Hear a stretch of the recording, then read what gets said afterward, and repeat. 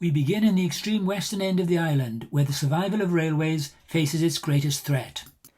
Money for anything but essential track maintenance is hard to come by, and it's worth digressing and look at the large area of the map in the west of Sicily that has no railways. Rural depopulation in the area has been acute. But up to the mid-1950s, the situation was quite different. A network of so-called Italian meter gauge lines, in fact 950mm railways, filled the empty space on the map.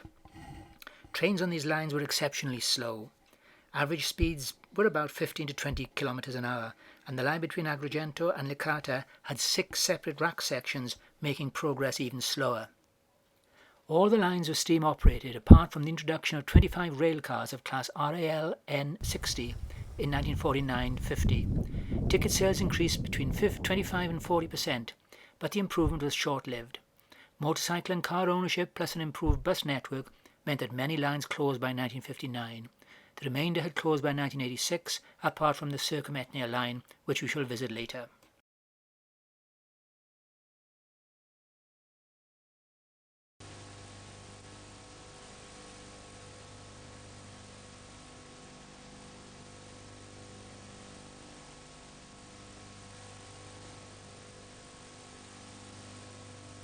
The journey back to Palermo involved a long southern loop before regaining the northern shoreline.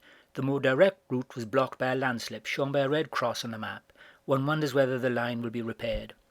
Trapani station remains a well-built structure.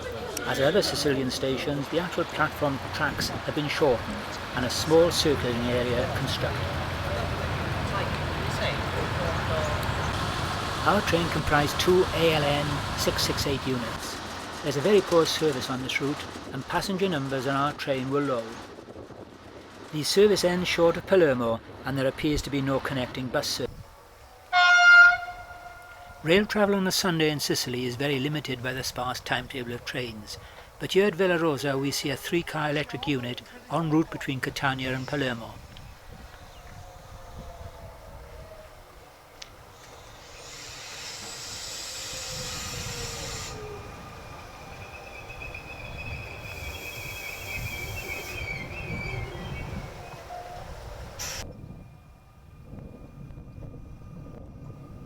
These units have the typical good acceleration of modern electric units.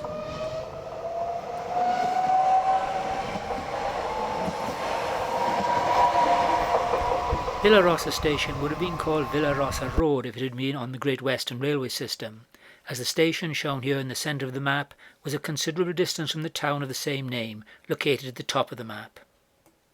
At Villarosa is a small open-air museum with a 950mm RALN unit number 6012, but the main exhibits are 5 covered vans which were used to transport Italian Jews to the German death camps. They were built by Breda in 1945.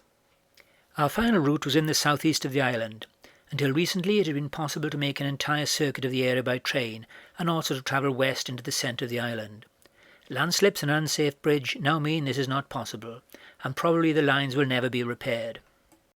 Our journey started in Catania Centrale, where we see a venerable E656 arrive from Syracuse en route to Messina, with a lightweight 4-coach train, seemingly the standard load at this time of year.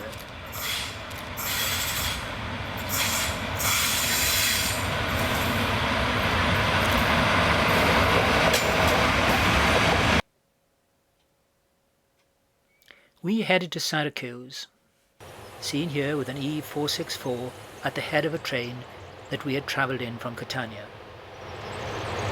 Our journey on to Gela was in yet another ALN 668 single car unit.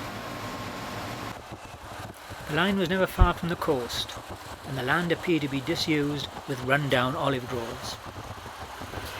The approach to the town of Noto, just 25 minutes from Syracuse, was also through run-down and derelict railway yards, all indicating times of earlier activity.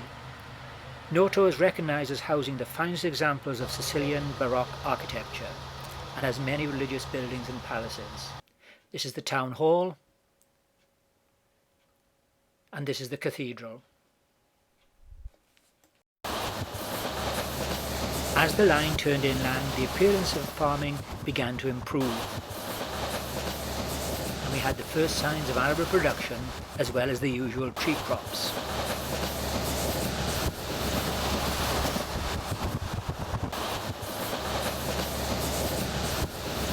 outskirts of Gela, farming changed again to one which included polytunnels. Our journey by rail onwards from Gela was made impossible by a damaged bridge, so a bus took us to the next railhead, Caltagirone. There is an exceptionally poor service from here to Catania. Here we see one of the very few trains arriving at Caltagirone. It's yet another of the huge Sicilian stations, and one wonders whether its size was ever justified by the available passenger and freight traffic.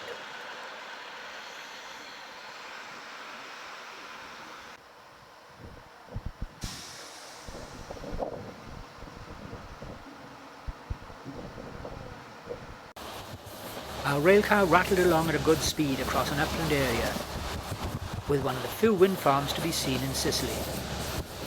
The alignment of the track twisted and turned constantly to minimise the gradient, and we reached a high point of 1600 feet just before Militello, one of the few boarded up stations we saw in Sicily.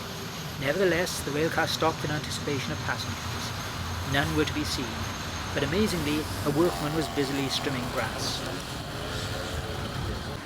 And finally, journey's end at Catania Centrale. In conclusion, we visit Messina Loco Shed. This was a depressing experience as it was a locomotive graveyard and not a working depot. Many of the E656 locomotives were stored here, presumably all out of use. 459 E656s were built between 1975 and 1989 as general purpose locomotives. There were 6 different series, all were of 5,630 horsepower. If internet sources are correct, only 9 or 10 E656s were still active at Easter 2016. Here one leaves Messina for Syracuse. Hidden between the E656s was an E632 built between 1982 and 87, and FS's first locomotive with electronic traction control. It was a troublesome system in its early years. And this is an E633, a freight version of the E632. It has an 80-mile-an-hour maximum speed limit. Some diesel locomotives were also at Messina, such as 345 1031, built in the 1970s and of 1,010 horsepower. The electrical wiring at the centre of the turntable was viewed with amazement.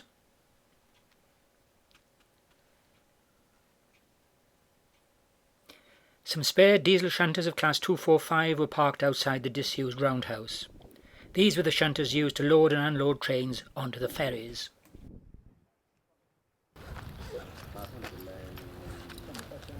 Another roundhouse had a collection of class 245 diesel shunters, 360 horsepower and 2-speed gearbox, and another class 345.